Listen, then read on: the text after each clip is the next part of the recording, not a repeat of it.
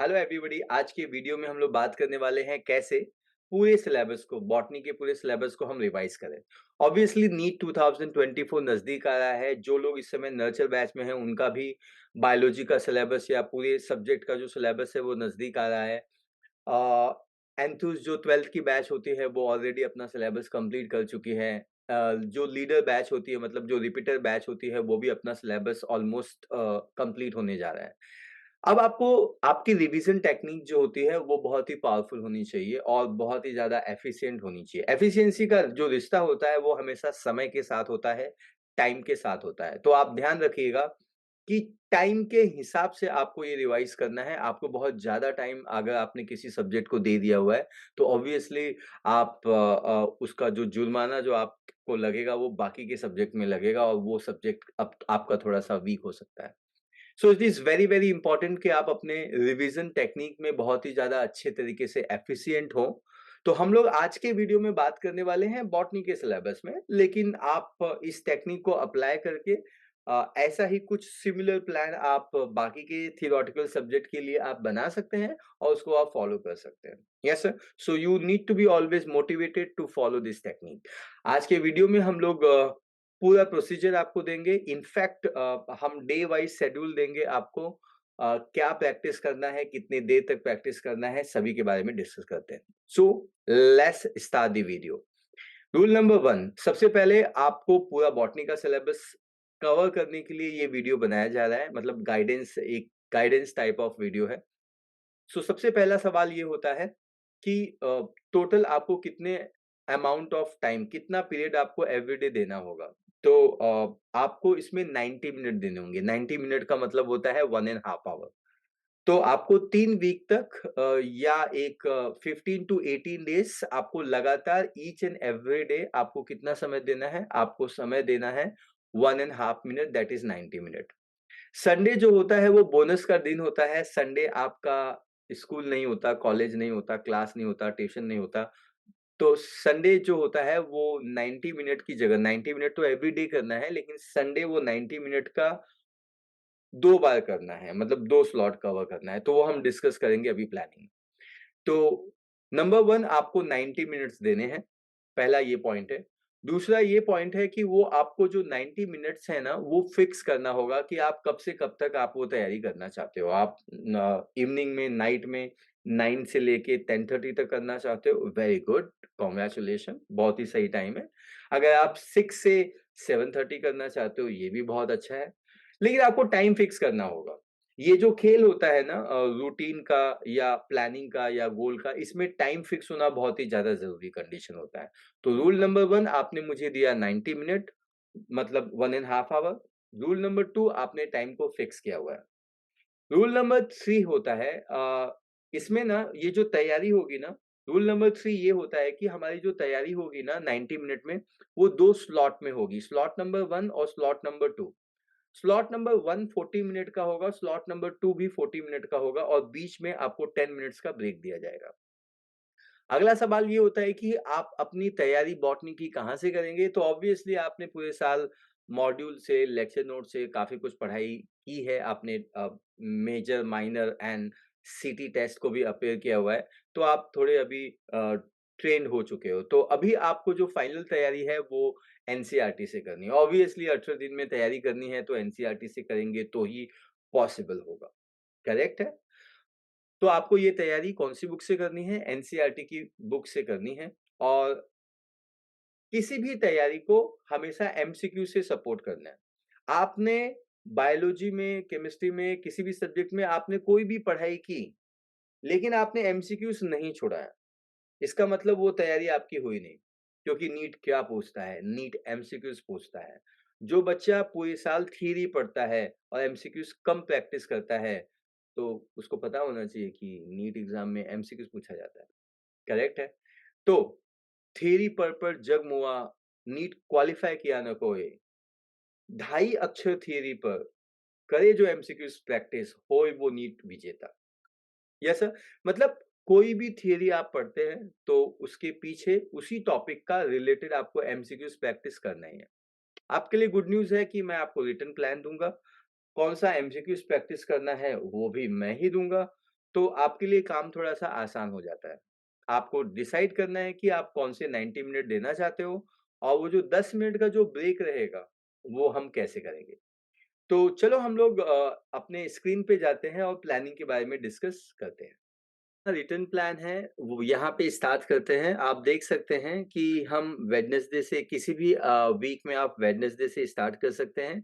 This is Sunday number 1, this is Sunday number 2 and this is Sunday number 3। Third Sunday में आप एक botany के पूरे syllabus का एग्ज़ाम देने के लिए आप पूरी तरीके से तैयार हो जाएँगे, ठीक है? तो आपको ये फ़ॉलो करना है, ज़रा मैं आपको इसके बारे में डिस्क्राइब कर देता हूँ। यहाँ पे मैंने डेट नहीं लिखा हुआ है, चाहे कोई बच्चा नेक्स्ट वीक से तैयारी कर सकता है, तो भी उसको ये 3 वीक लगेंगे, मतलब करीबन 18 डेज़ लगेगा। और अगर आप चाहते हो कि आपका सिलेबस नहीं हुआ है, आप थोड़ा और 15 दिन के बाद रीस्टार्ट करना चाहते हैं रिवीज़न, तो आप 15 दिन के बाद भी रीस्टार्ट कर सकते हैं। ठीक है? चलो, तो फिलहाल मैं एक एग्ज़ाम्पल पॉइंट ऑफ व्यू मैं 31st से स्टार्ट करता हूँ। तो ये गिवन टाइम टेबल है। जो हम लोग स्टार्ट करेंगे, इसको हम स्टार्ट करते हैं 31st से, 31st ऑफ जैन से। 31st ऑफ जैन से अगर हम वेडनेसडे से स्टार्ट करते हैं तो 18 ऑफ फ़ैब को हम संडे द थर्ड वीक में हम तैयार हो जाएँगे। तो ज़रा सीखते हैं अब तक हमने क्या बताया हुआ है। This is very, very important, आपको ये तैयारी 90 मिनट्स में करनी है। फिक्स टाइम आपको डिसाइड करना है, आप वो 90 मिनट कौन-सा देना चाहते हैं।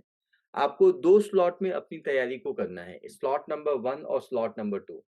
स्लॉट नंबर 1 जो होगा, एक जो स्लॉट होगा वो 40 मिनट का होगा, दूसरा स्लॉट भी 40 मिनट का होगा। इसका मतलब 90 मिनट के अंदर पहला स्लॉट 40 मिनट, फिर 10 मिनट का ब्रेक है और फिर से नेक्स्ट स्लॉट है 40 मिनट। तो आपको ये जो 10 मिनट्स का ब्रेक है, वो भी बीच में दिया जाएगा, जो आपको फॉलो करना है और ब्रेक को अच्छे से यूज़ करना है। ज़रा देखते हैं कि एक स्लॉट में आपकी तैयारी कैसे होगी। एक स्लॉट में आपको हम प्लानिंग में क्या दे रहे हैं, हम प्लानिंग में आपको जैसे ये पहला चैप्टर है लिविंग वर्ल्ड, तो हम लिविंग वर्ल्ड को 2 दिन में या 2 स्लॉट में कवर कर रहे हैं। पहले स्लॉट में 1.1 और 1.2 टॉपिक कर रहे हैं। ये एनसीईआरटी के इंडेक्स के हिसाब से दिया हुआ है, तो आपको इसमें कोई कन्फ्यूज़न नहीं होगा क्योंकि आपकी जो बुक है जिससे आपको रिवीज़न करना है वो एनसीईआरटी है। डोंट वरी, आपको ये पीडीएफ शेयर कर दिया जाएगा, so you can just make it. Link world 2 है, वो 1.3 टॉपिक है। तो आपका एक दिन में वेडनेसडे में 2 स्लॉट किए लिंक वर्ल्ड को 1 और लिंक वर्ल्ड 2, तो आपका ये जो चैप्टर है लिंक वर्ल्ड वो समाप्त हो जाएगा, उसका रिवीजन हो जाएगा। देन सेल है, जो एक बड़ा चैप्टर है। हम यूनिट नंबर पहला चैप्टर है लिंक वर्ल्ड के बाद हम सीधा सेल पे आएँगे, क्योंकि यूनिट नंबर 3 बहुत ही इम्पोर्टेंट यूनिट होता है। तो पहले सेल 1 में हम 8.1 से लेके 8.5.2 तक पढ़ेंगे और 8.5.3 से हम 8.5.5 टॉपिक तक पढ़ेंगे। ये एनसीईआरटी के हिसाब से दिया हुआ है, आपको जस्ट एनसीईआरटी देखना है और जितना दिया हुआ है उतना आपको करना है। देन उसी तरीके से सेल नंबर 3 है 8.5.6 से 8.5.10 तक, तो आपका जो सेल चैप्टर है वैसे हो जाएगा। तो बॉटनी में जितने भी चैप्टर है एलडब्ल्यू, बीसी, पीके, पीके मतलब प्लांट किंगडम, ये कोड होते हैं। प्लांट किंगडम का कोड है पीके, मॉर्फोलॉजी का कोड है मॉर्फो, एनाटॉमी का कोड है एनाटॉमी 1 एंड 2, फोटोसिंथेसिस का कोड है फोटो, रिप्रोडक्शन इन प्लांट्स का कोड है रिप्रो 1, 2, 3। Yes sir. तो आपको यहाँ पे स्लॉट दिया हुआ है और उसके अंदर कौन-सा टॉपिक कवर करना है वो दिया हुआ है। एक दिन में आपको 2 स्लॉट कवर करने हैं, ये आपको याद रखना है। तो आपको एक स्लॉट में कितना समय दिया जाएगा? एक स्लॉट आपको होगा 40 मिनट का, ऐसा 2 स्लॉट आपको कवर करना है। ये 40 मिनट में भी ना 20 मिनट्स प्लस 20 मिनट्स, मतलब इसको हम लोगों ने 2 हिस्से में डिवाइड कर दिया हुआ है ना? जो पहले 20 मिनट होंगे उसमें आपको एनसीईआरटी को रीड करना है अच्छे से, है ना? और एनसीईआरटी रीड करने से आपका नीट क्लियर नहीं होने वाला है। आप एनसीईआरटी पढ़े ना, पढ़ने के बाद आपको एनसीईआरटी बेस्ड एमसीक्यूज़ प्रैक्टिस करनी है अगले 20 मिनट में। मतलब मेरे बोलने का मतलब है कि आपने अगर 1.1 और 1.2 टॉपिक पढ़ा हुआ है, तो 20 मिनट में एनसीईआरटी से पढ़ना है और अगले 20 मिनट में 1.1 और 1.2 बेस्ड एमसीक्यूज आपको प्रैक्टिस करने हैं। थियरी पढ़ने से आपका नीट क्लियर नहीं होगा, क्योंकि नीट एमसीक्यूज पूछता है। Yes sir, very nice, here we go. तो आपको 20 मिनट में एमसीक्यूज की प्रैक्टिस करनी है। यस सर, आपका काम एकदम आसान है, आपको एमसीक्यूज मैं ऑलरेडी दूंगा, तो आपको वही एमसीक्यूज को प्रैक्टिस करना है। ठीक है, तो इस तरीके से आपको पूरा स्लॉट कवर करना है। आपको हिम्मत रखनी है, आपको स्पीड रीडिंग टेक्निक का इस्तेमाल भी करना है। एनसीईआरटी लाइन टू लाइन आपको पढ़नी है, और टिप टेक्निक जो आपको क्लास में डिस्कस की गई है, उस टेक्निक को ही आपको फॉलो करना हुआ है। आपको फोकस से ये पढ़ाई करनी होगी। दूसरा कोई प्लान नहीं है जिससे आपका पूरा सिलेबस रिवाइज हो जाए।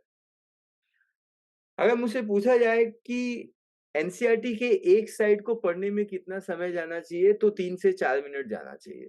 3 मिनट तो जाना चाहिए मैक्सिमम।